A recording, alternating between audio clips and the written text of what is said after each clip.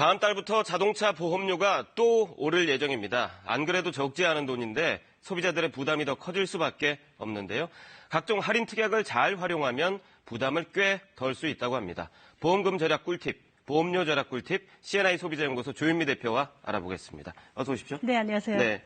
운전자가 보통 처음 자동차 보험에 가입하면 이분은 초보 운전이다 이렇게 판단을 해서 그렇죠. 보험료가 굉장히 비싸잖아요. 네네. 그런데 운전 경력이 있으면 이걸 인정받아서 보험료를 낮출 수 있다고요? 그렇습니다. 그래서 처음으로 보험에 가입하는 경우에는 말씀하신 대로 그동안 운전 경험이 없으니까 사고를 많이 낼 것이다. 라는 것을 상정해가지고 보통 50%까지 할증을 합니다. 50%나요? 네. 그러니까 꽤 많은 금액이죠. 네. 그런데 실제로 보험 가입은 처음이다 하더라도 그 운전에 대한 경험이 있다라는 것을 증명을 하면 그 할증을 이제 좀 낮추는 것이죠. 그래서 이제 절감하는 효과를 나타내는 건데요. 대표적으로 5가지 사례를 좀 볼 수가 있습니다. 첫 번째는 군에 가셨을 때 운전병으로 일할 경험. 이거 인정해야 되고요. 관공서나 회사에서 운전직으로 일한 경험이 있는 경우. 그다음에 해외에서 운전한 경력이 있는 거를 증명할 수 있을 때, 또 택시나 버스 화물차에 공제 가입 경력이 있는 경우. 그리고 이제 식구 중에 주 운전자가 있는데 그 차량을 공동으로 같이 운영했다라고 증명할 수 있는 경우인데요. 보통 가족이나 뭐 친지 뭐 이렇게 해가지고 2명까지는 인정을 받습니다. 회사에서도 공동으로 운전하는 경우도 있잖아요. 그래서 그런 경우에도 2명까지는 인정을 받는다. 이렇게 보시면 될 것 같습니다.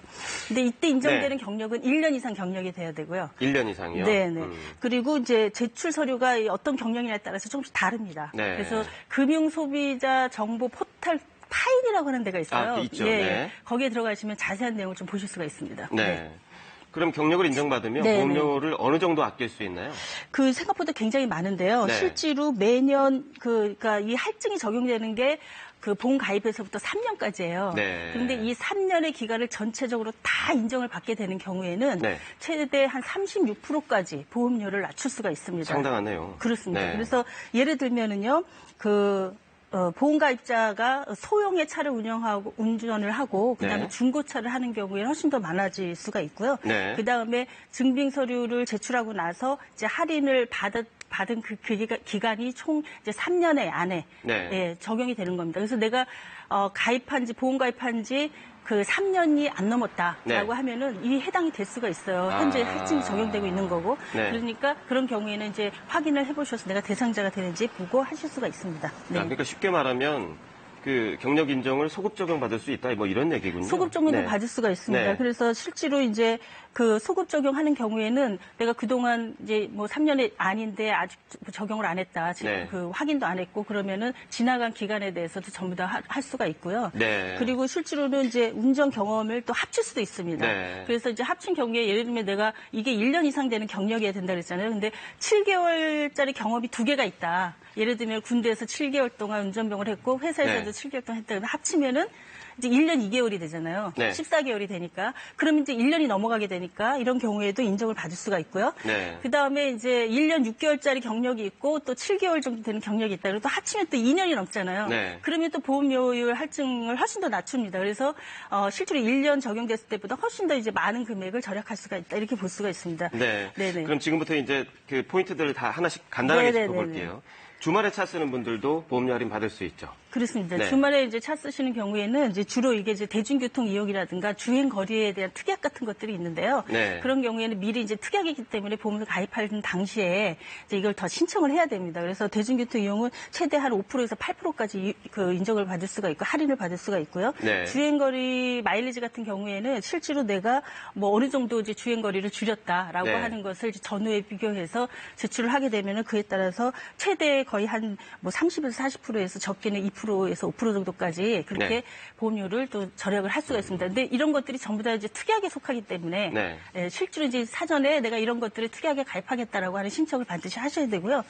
그밖에 최근에는 이제 뭐 저희 블랙박스 다 장착하시잖아요. 안전을 위한 여러 가지 장비들도 차량에 굉장히 많이 하고 있어요. 예를 들면 뭐 전방의 충돌 방지를 위한 걸 한다든가 에어백을 뭐 2개 이상 설치한다든가 차선을 이탈했을 때 뭐 경고를 하도록 한다든가 보험료라든가 이런 안전장치를 했을 경우에도 또 보험료를 할인받을 수 있는 게 있습니다. 그래서 네. 이런 것들이 다 특약으로 되어 있으니까 확인해 보시면 도움이 좀 많이 되실 것 같아요.